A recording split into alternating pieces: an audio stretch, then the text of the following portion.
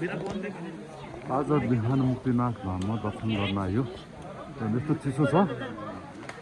मुक्तिनाथको पर्यटकहरू धर्म मान्नेहरूको भिड छ आगे से आओ आगे से आओ आगे से आओ यस्तो चिसो छ माइनस डिग्री छ आगे से आते ना हेर्नुहोस्